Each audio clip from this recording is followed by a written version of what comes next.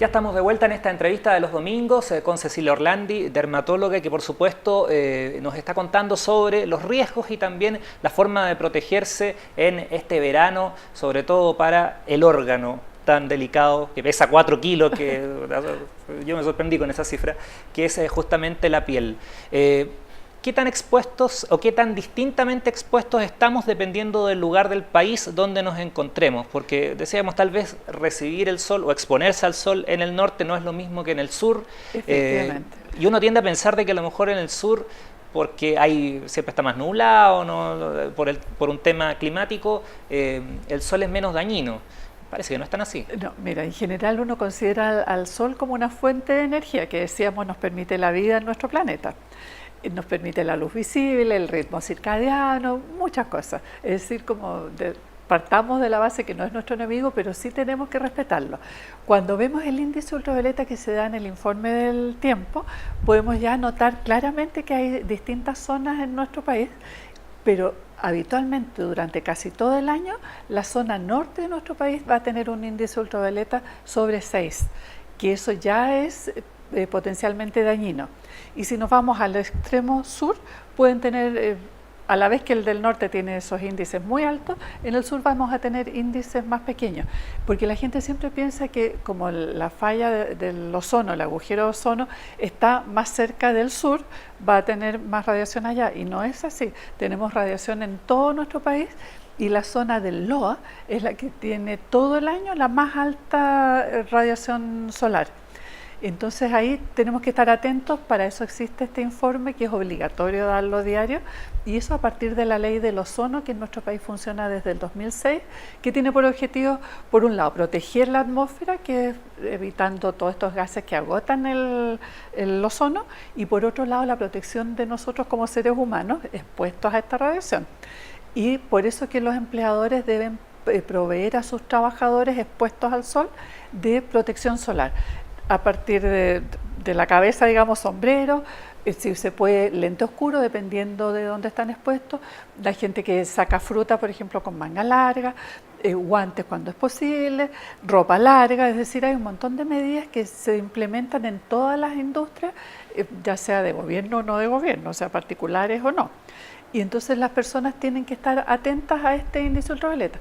Pero eso es durante el trabajo, pero todas las personas tenemos fines de semana, por ejemplo, que vas a estar expuesto, y ahí no va a ser tu empleador, sino que va a ser tu papá o tu mamá o tú mismo quien tiene que decidir tomar estas medidas adecuadas. Y entonces hay que fijarse en el índice UV. Y casi siempre a mí me gusta observarlo cuando dan el tiempo y dicen está rojo o morado, el índice es muy alto. Cuando está, igual que un semáforo, cuando está verde está perfecto, uno puede salir sin riesgo, pero de repente está naranjito y tú tienes que cuidarte. Entonces hay que estar atento a ese índice diario. ¿Son más vulnerables quizás o están más en riesgo, por ejemplo, los niños o los adultos mayores? ¿Influye el factor edad en este aspecto? Claro que sí, porque tenemos que las pieles de niños pequeñitos, antes de los 6 años, todavía la consideramos, uno dice, inmadura del punto de vista inmunológico. Y en las edades extremas hacia el otro lado, también van perdiendo la capacidad de defensa, como dice uno, se van poniendo más delgadas, más secas, entonces con menos capacidad de defenderse en forma efectiva. Entonces ahí usamos la responsabilidad de los padres o abuelos, cuidar a los niños chicos, y después de los hijos de cuidar a sus viejitos. Entonces esas pieles ojalá no se expongan en forma directa sin protección. Y hay que fijarse que hay ahora ropa, por ejemplo, que tiene en su fibra, tiene factor de protección solar que se mide como UPF. Y eso, por ejemplo, es muy válido para los niños pequeños que van a jugar y ellos no se dan ni cuenta que se están quemando. Y los deportistas también, que pueden usar ese tipo de prendas que los van a proteger aunque estén jugando al mediodía. Que si uno pudiera aconsejar a las personas es hacer deporte temprano y tarde, no hacer en las horas del mediodía entre las 11 de la mañana y las 4 de la tarde. Entonces hay medidas que son así más de sentido común, que para evitar estar con el sol así directo en la cabeza. Ahora, las mamás siempre tienden a proteger a los niños, sobre todo si son chiquititos, respecto del tema del sol. Pero Claro. usted comentaba que en el caso del otro extremo, los adultos mayores van perdiendo la resistencia. O sea, alguna persona que podría decir, no, pero si yo yo toda la vida he estado ya he tomado todo el sol que he podido tomar en mi vida, ¿qué riesgo voy a tener? Finalmente, igual se puede exponer, igual puede, por ejemplo, contraer cáncer a una edad avanzada. En general, el cáncer aparece con más frecuencia a partir de los 50 años, pero de eso te da cuenta de lo que tú sumaste de daño solar antes. ¿Y sabes qué problema hay también en la gente mayor? Que casi siempre están ingiriendo medicamentos de distintos tipos. Partamos por los hipotensores o por los medicamentos para diabetes que te hacen más fotosensible. Entonces vas a estar mucho más sensible a la radiación solar que si no tomaras esos medicamentos. Entonces ese es otro factor que incide en el daño y aunque no sea cáncer, se pueden quemar con más facilidad o tener reacciones alérgicas inducidas por la radiación solar. O sea, estos medicamentos les quitan la resistencia al sol. Digamos, los hacen más fotosensibles. Resulta que es bien ingenioso cómo funciona nuestro organismo. Tú dices, el sol llega a nuestra piel y tenemos unos captadores de luz que se llaman cromóforos. Y que la melanina, que es la que te da el pigmento, es un cromóforo muy bueno porque te va a captar esa radiación y va a hacer su respuesta, que es pigmentarse. Pero los medicamentos de repente te funcionan como cromóforo. Llegó la radiación solar, el medicamento absorbe la radiación y se altera ese medicamento y te da la tremenda reacción adversa.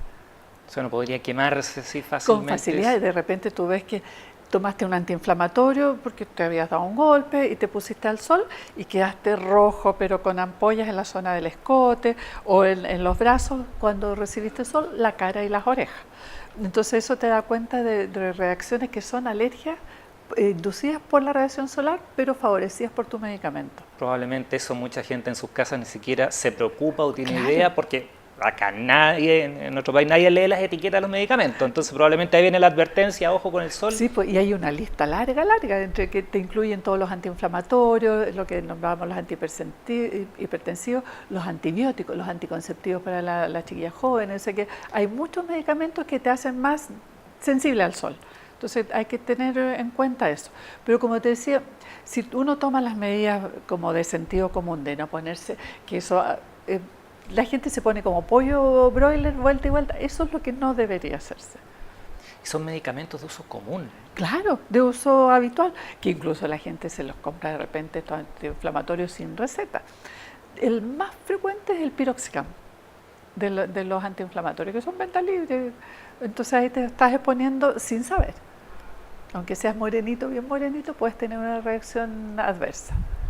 Cosas que uno muchas veces ni siquiera conoce en ese sentido. Claro, no lo sospechas. Claro, vamos a hacer la segunda pausa y de vuelta vamos a hablar también de maneras de cómo prevenir, qué hacer, por ejemplo, si ya nos quemamos, ya no hay vuelta atrás y de qué manera poder aliviarse en ese aspecto y también qué pasa con los otros daños a la piel, porque no solamente es el sol, uno por ejemplo anda descalzo, claro, se expone a muchas otras cosas también. Hacemos esta segunda pausa y ya estamos de vuelta acá en la entrevista de los domingos de Portavoz Noticias. O P Q R S T U V W X Y Z. Portavoz Noticias Inclusivo. Digamos alto a los incendios forestales. Mantén alrededores de tu casa limpios de ramas y pasto seco y no quemes tu basura. Trabaja con tus vecinos y haz acciones de prevención en las áreas comunitarias. Frente a una amenaza de incendio, avisa inmediatamente a CONAF, bomberos, PDI o a Carabineros de Chile. De ti depende prevenirlos. Digamos alto a los incendios forestales. Infórmate más en www.altoincendios.cl. Todos por Chile. CONAF, Ministerio de Agricultura, Gobierno de Chile.